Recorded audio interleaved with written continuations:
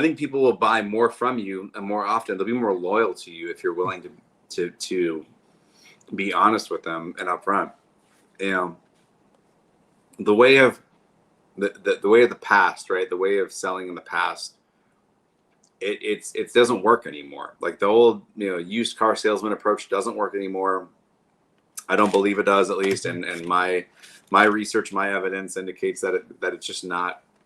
You don't build any of that long-term trust. It goes back to what we keep harping on, which is that transactional nature of a relationship. And I've taken negotiations classes. That was probably my favorite class in business school, if not one of them. And it comes down to, being willing to put your cards on the table in a structured way, but not lying about things. Like you're not lying in order to get a deal. You're not lying to get a better rate on a car. Like it's not that. It's here's kind of what's going on. Here's what I'm willing to pay for. Like there's certain kind of components of selling that if you're not being truthful, then it's going to come back to bite you. And there's that famous quote, I think it was Mark Twain. It was something along the lines of, I always tell the truth. That way you never have to remember anything. Yeah. And I mean, like it's kind of that's something that resonated with me even as a kid. It was like, I could lie about something, but then I have to remember what I said and not lie. That wasn't true. Like, whereas like if that adds like something else to my brain that has to I have to like keep that in my head.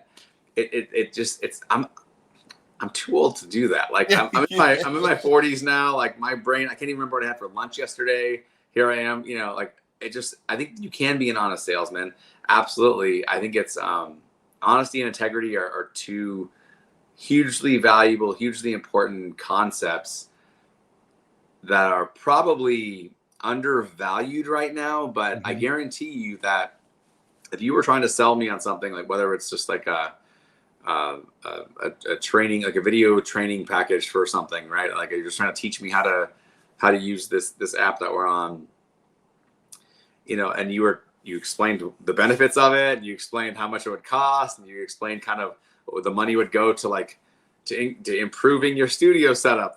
Like all of that would, and if that was true, right? If it was like verifiable and true, or if there was like evidence like that I could trust you, I'd buy it. Like that's the thing, is that like you just have to have some sort of as a buyer, you have to have some sort of belief that what's being said isn't going to come out as a lie, because nobody likes to be embarrassed like later on down the road and say, oh, I bought from that person, or I did that, and turns out that I was misled. Nobody likes to be on that receiving end. And I think that you can be an honest salesman. It has to be intentional though. I think if you there are too many incentives in the world these days to just try to hit your number and or your quota and keep going and keep making more and more money. You probably heard this phrase in sales, Mind Runner, but it's something about salespeople being coin operated.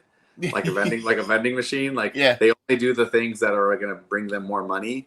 And I don't buy that either. Like nowadays you need to be willing to do some other tasks in sales that are not necessarily revenue generating for you or profit generating for you. They need these are more like writing handwritten notes and thank you notes to people saying thanks for buying. Like, there's a lot of things that you can do in sales to make it more human, and I think that's what's missing is the human touch. Well, and I think that goes back to something that was considered, I think, the old school handshake mentality, which actually, I think, it resonates with people today. People are probably craving that mindset.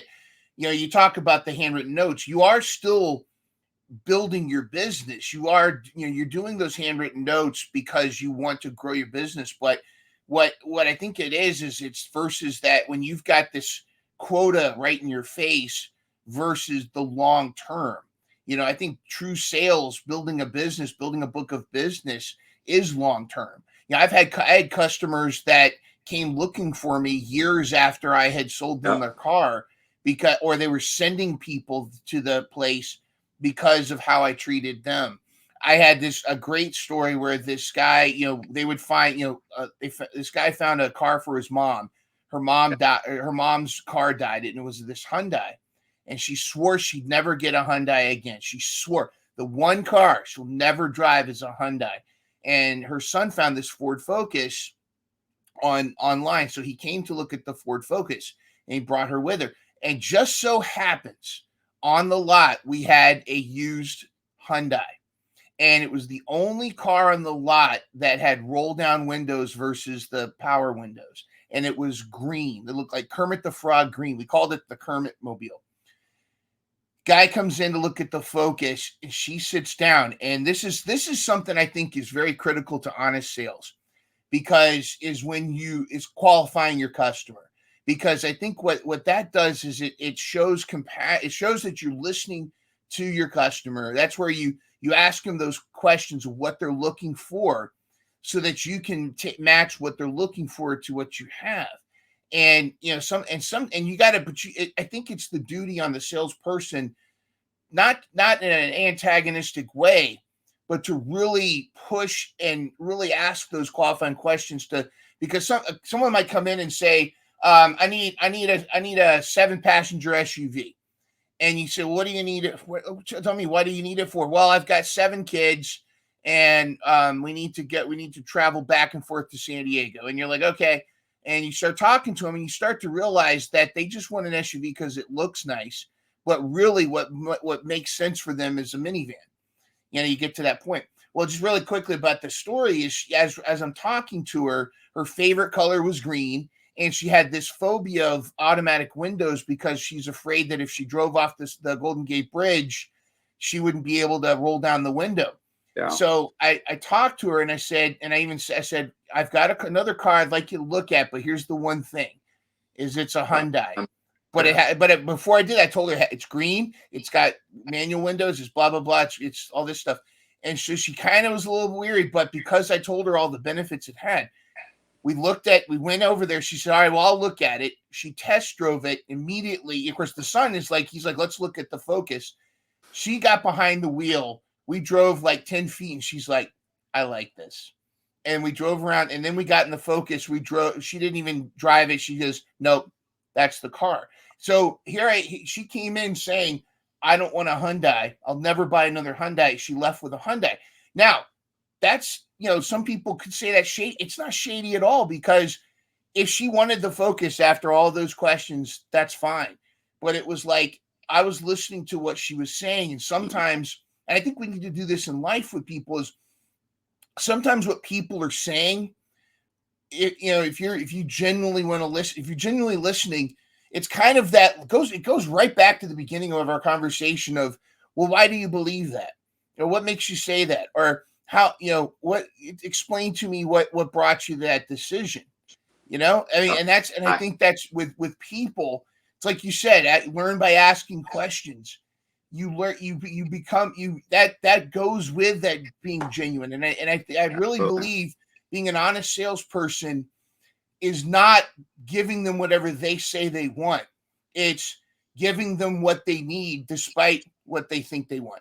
Or maybe it matches, but I mean, that's not necessarily, that could be mutually exclusive, but it's, and I think that's important. Like in school systems, parents come in and they want to advocate for their kids. They want to advocate. They're afraid of the school taking advantage of their kid. So they come in. It's a lot, not all parents, but I'm saying there's a lot of parents that come in and they're already got their guard up, and administrators tend to fold and go, whatever you say, just don't go and complain to the superintendent. I don't want to get fired. But I think that's a mistake. You've got to listen to the parents, listen to their concerns, and then guide them to why they're to alleviate their concerns. Because if you just sit there and whatever you say, it's not only validating their fears, and it goes back to that, you're not strong enough to stand up to me, so are you going to stand up for my kid kind of thing. So I think that it goes back to being genuine and being a genuine listener and learning through those asking questions, like you said, is to truly be effective. Yeah, I wrote down a couple notes while you were talking, Mind Runner, and one of them was active listening. Right, we're talking about that right now. I'm sorry, Um, what? ac- well done. I see what you did there.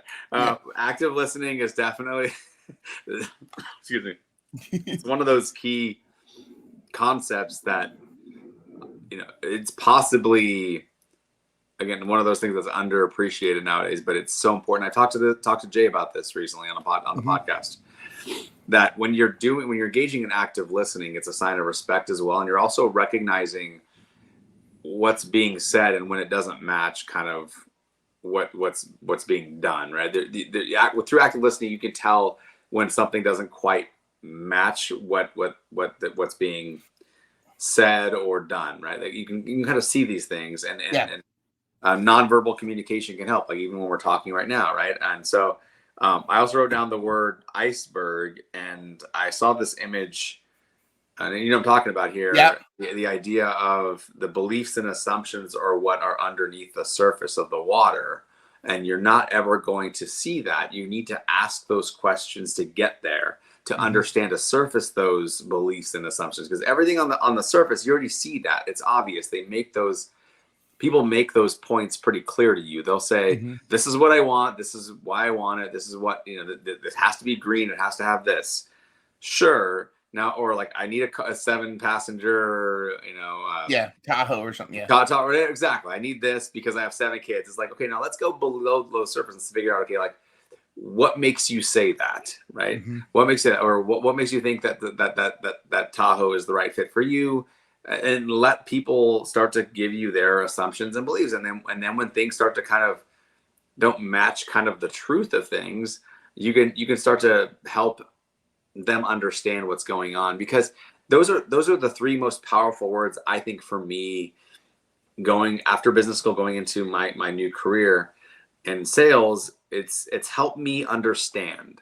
Those are the three most powerful words that I've used in the past 5 or 6 years in my career, because it's a pivot from what I used to do. I didn't do anything related to sales. It was more languages, right? I mentioned that earlier.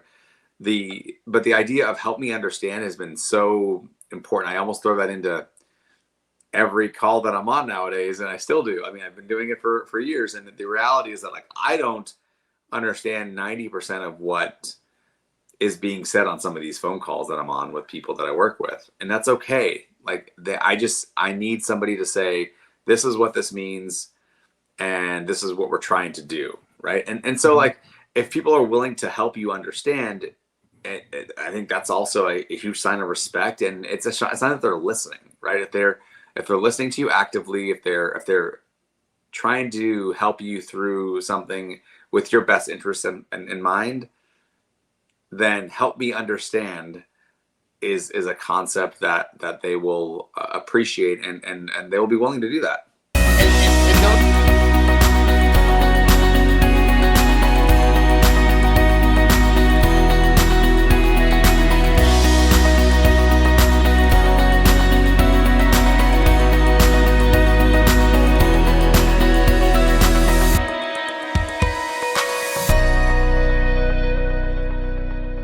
Catch new episodes of Mental Health Mondays every Monday morning at 7 a.m.